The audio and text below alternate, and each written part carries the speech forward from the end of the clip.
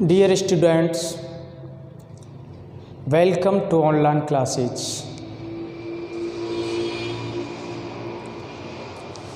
देखो बच्चों, हमारा जो टॉपिक चल रहा है वो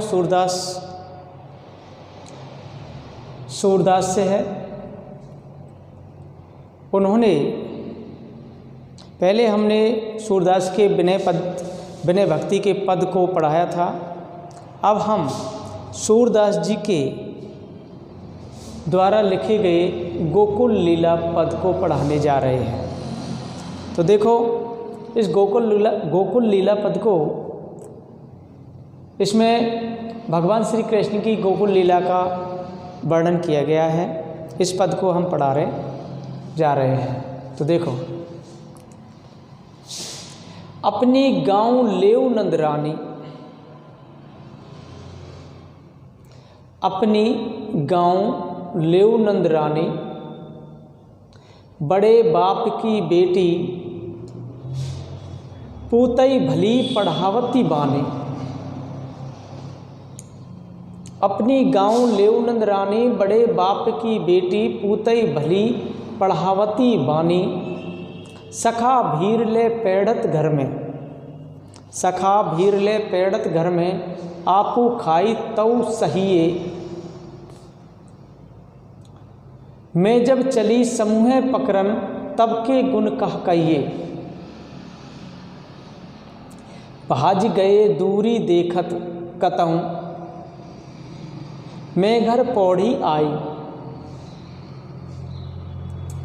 हरे हरे बेनी गई पाछे, हरे हरे बेनी गई पाछे, बांधी पाटी लाई। सुनु भैया या के गुण मोसो, सुनु भैया या के गुण मोसो, इन मोही लियो बुलाई। दधी में पड़ी सेंत की मुँह पे चींटी सवे कढ़ाई।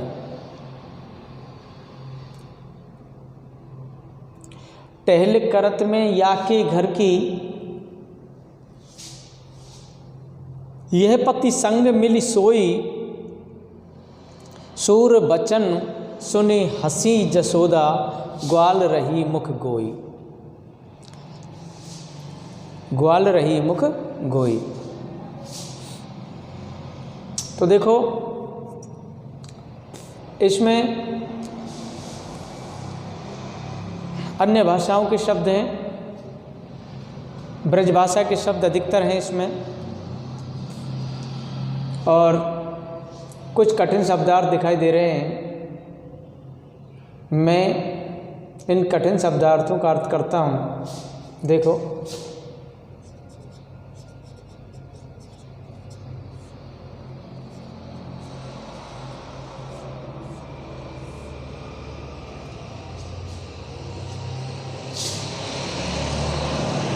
गाँव,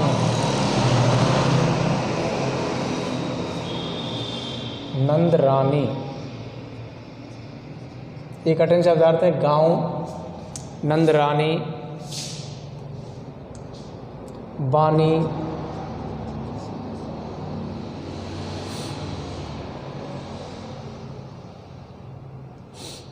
सामूह है,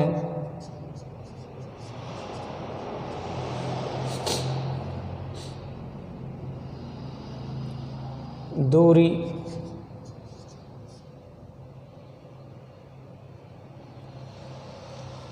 बेनी,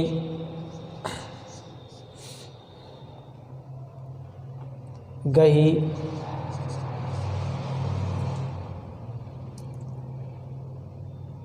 देखो बच्चों, ये इनके कठिन शब्दार्थ हैं। मैं इन कठिन शब्दों का अर्थ करता हूँ, ध्यान से सुनना है।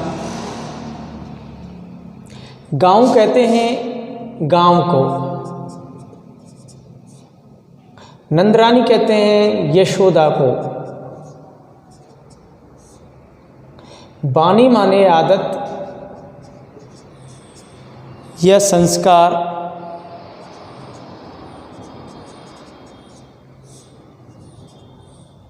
सामूह माने सामने, दूरी माने छिपकर,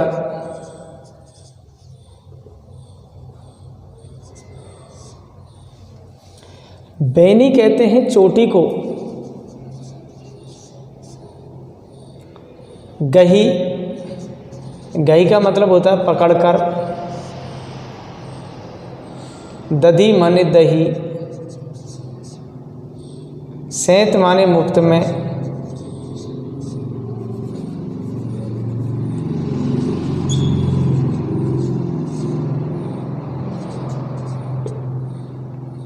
कढ़ाई, निकलवाई, निकलवाना।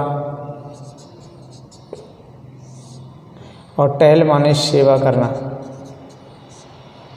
या घूमना। ये इसके कठिन शब्दार्थ हैं।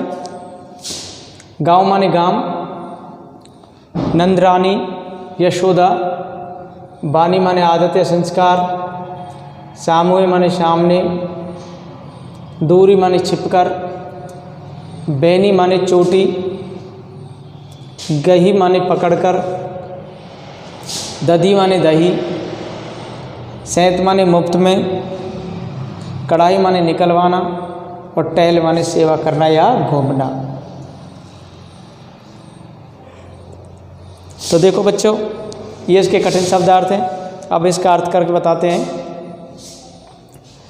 अपनी गाँव लेव नंद रानी, बड़े बाप की बेटी पूतई भली पढ़ावती बानी।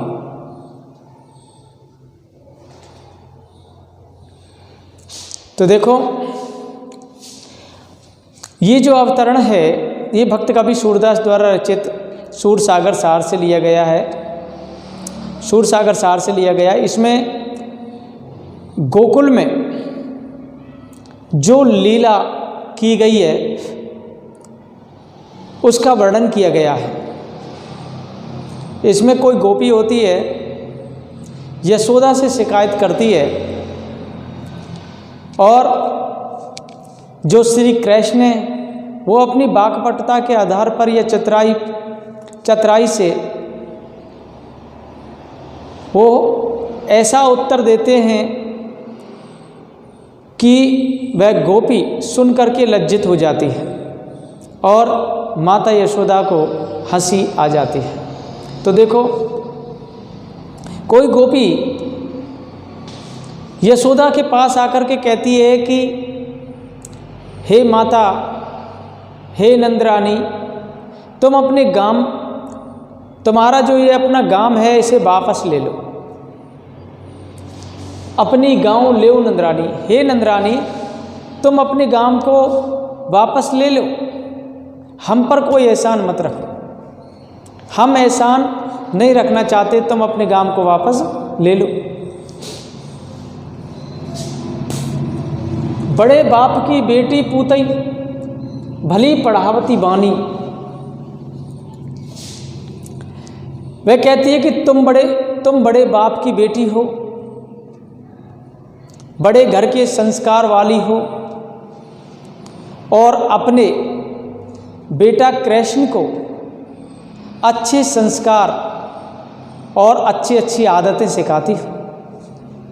व्यंग्य रूप में कह रही है, तुम अपने पुत्र कृष्ण को अच्छे संस्कार, अच्छी आदतें सिखाती हो कि तुम अपना गांव ले लो वापस और हम पर कोई एहसान मत करो, क्योंकि तुम तो एक बड़े घर की बेटी हो, बड़े संस्कार वाली हो और तुम अपने पुत्र कृष्ण को भी अच्छे संस्कार और आदत डाल रही हो। सखा भीर ले बैठत घर में, आपू खाई तो सहिए, मैं जब चली सामुहे पकरन, तब के गुण का कहिए, भाज गए दूरी देखत, कतऊ मैं घर पौढ़ी आई। तो देखो,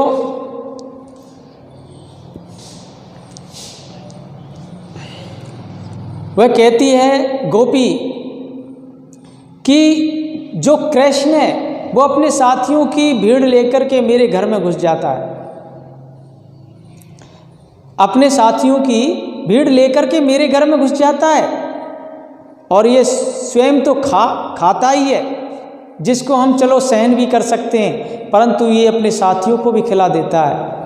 ये हम ऐसा, हमारा जो नुकसान हो रहा है उसको हम सहन नहीं कर सकते। मैंने भाज गए दूरी देखत कतौ मैं घर पौड़ी आई। वह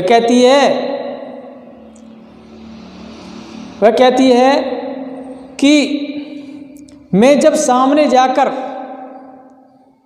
इसे पकड़ने लगी, मैं जब सामने जा कर के, कोई गोपी कह रही है कि मैं जब सामने जा कर के इस कृष्ण को पकड़ने लगी तो ये बहाने बना करके ना जाने क्या क्या कहता रहा। ये मुझसे बहाने बना करके क्या क्या बात कहता रहा, मुझे भी ये भी नहीं पता।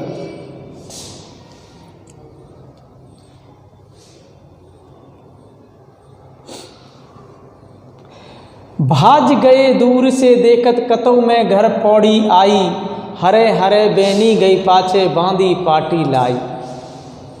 तो देखो वह कहती है कि ये भाग करके तथा छिपकर मुझे निहारता रहता है, ये भागकर ये छिप करके मुझे निहारता रहता है। और जब घर लौट आता है तो घर लौट आने पर मेरी पकड़ से ये बचने की बहुत ज़्यादा कोशिश करता है। जब घर आता है तो मेरी पकड़ से बचने की कोशिश करता है। बड़ी मुश्किल से इसकी चोटी पकड़ और पीछे से बांध मैं से यहाँ तुम्हारे पास लाई। इसकी मुश्किल से इसकी चोटी पकड़ी है और इसे पीछे से बांध करके यहाँ तुम्हारे पास में लाई।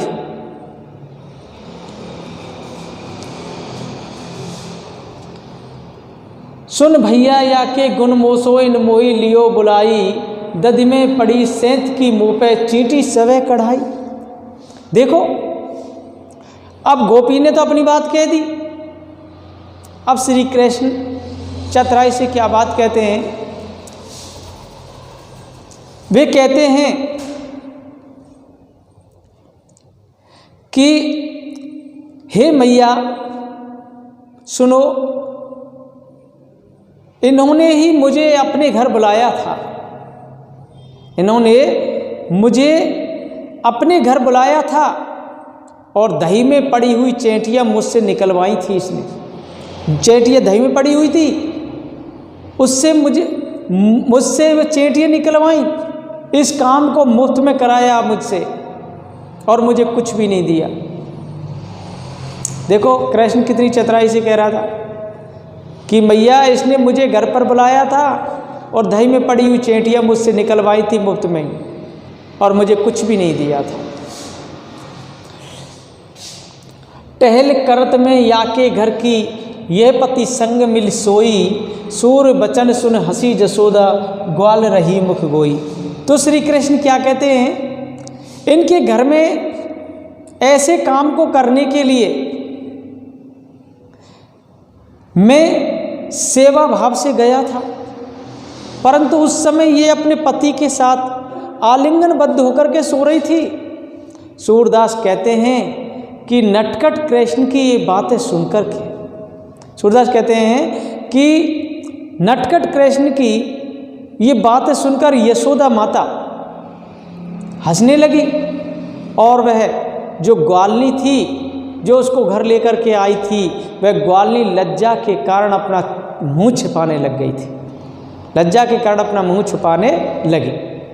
देखो इसमें क्या है, ये जो पद है, इस पद में जो शिकायत करने वाली कोई गोपी होती है, उस गोपी के मनोभावों का वर्णन किया गया, चित्रण किया गया है। उस गोपी के मनोभाव क्या थे उसको इसमें दर्शाया गया है। इसमें अनुप्रास काव्यलिंग अलंकार का भी प्रयोग किया गया है। धन्यवाद।